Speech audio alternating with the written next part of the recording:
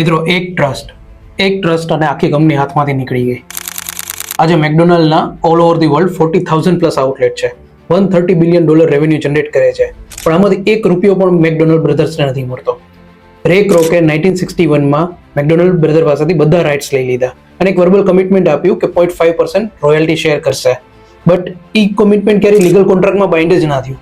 જો આજે એ હોત તો મેકડોનાલ્ડ બ્રધરને રફલી $615 મિલિયન પર યર મળતા હોત. પણ આવું કેમ થયું? આ સ્ટોરી દરેક ફાઉન્ડરે સમજવી જોઈએ. આ સમજવા માટે આપણે થોડાક પાછળ જાય. 1940માં રિચર્ડ અને મેરિસ મેકડોનાલ્ડ બ્રધરે આ રેસ્ટોરન્ટનું કેલિફોર્નિયામાં સ્ટાર્ટ કર્યું હતું. એ ફાસ્ટ ફૂડ સિસ્ટમને કમ્પ્લીટલી રીડિઝાઇન કરતા હતા. જે અત્યારે SOP, એક્ઝિક્યુશન આ બધા ટર્મ્સ ડિફાઇન થયા છે, એ એમણે ત્યારે સ્ટાર્ટ કરી હતી. અને એમનું કિચન સેટઅપથી લઈને સોસ ઇક્વિપમેન્ટ સુધી કમ્પ્લીટલી એને પોતાની જાતે ડિસ્કવર કર્યું હતું, જ્યાંથી સેમ ટેસ્ટ, સેમ સ્પીડ અને સેમ એક્ઝિક્યુશન એ કરી શકે. અને આ જ વસ્તુ એમના રેસ્ટોરન્ટને એક અલગ બનાવતો હતો. એક દિવસ એમને મિલ્કશેકની જરૂર પડે છે, ત્યારે એન્ટ્રી થાય છે રે ક્રોકની.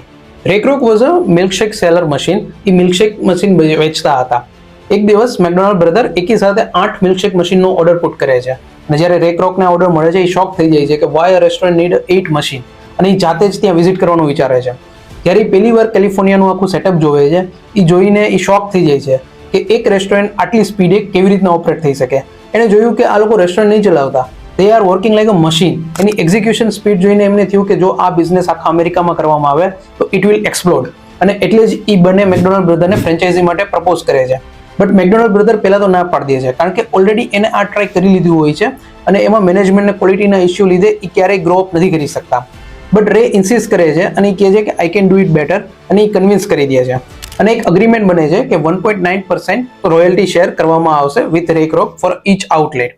રે પેલું ફ્રેન્ચાઇઝ લિયોનેસમાં ઓપન કર્યું, પણ શરૂઆત એટલી ઇઝી નહોતી. Management issue, quality issue, mismatch, આ બધા પ્રોબ્લેમ સ્ટાર્ટ થયા. પણ રે એક પેટર્ન નોટિસ કરી કે જે આઉટલેટ કપલ મેન્ટેન કરે છે ત્યાં વધારે SOP ફોલો થાય છે, ક્વોલિટી મેન્ટેન થાય છે. સો એને બાકીના બધા આઉટલેટ એક કપલને આપ્યા અને પછીથી કન્સિસ્ટન્સી પણ વધવા લાગી. પણ જે રીતના કન્સિસ્ટન્સી વધી એની સાથે પ્રોબ્લેમ પણ શરૂ થયા. રે નોટિસ કર્યું કે ઓલ ઓવર રેવન્યુ શેરમાં એને ખાલી 1.9 જ મળે છે અને એ ફાસ્ટ ગ્રો કરવા માંગતા હતા, જ્યારે મેકડોનાલ્ડ બ્રધર સ્લો એન્ડ સ્ટડીમાં માનતા હતા. એને એટલું ઝડપી નહોતું ગ્રો કરવું. ત્યારે એન્ટ્રી થાય છે હેરિસોને બનની. હેરિસોને બને એવો ડેન્જરસ આઈડિયા રેને આપ્યો કે એનાથી આખું મેકડોનાલ્ડ્સનું મોડેલ જ બદલાઈ ગયું. એને એક સિમ્પલ લાઈન કીધી, You're not in the burger business. You're in the real estate business. Idea બહુ સિમ્પલ હતો કે જે મેકડોનાલ્ડ આઉટલેટ ઓપન કરવા માટે જે લેન્ડની રિક્વાયરમેન્ટ છે એ રે પહેલા જ લઈ લેશે અને પછી એ ફ્રેન્ચાઇઝીને એઝ અ રેન્ટ ઉપર આપશે.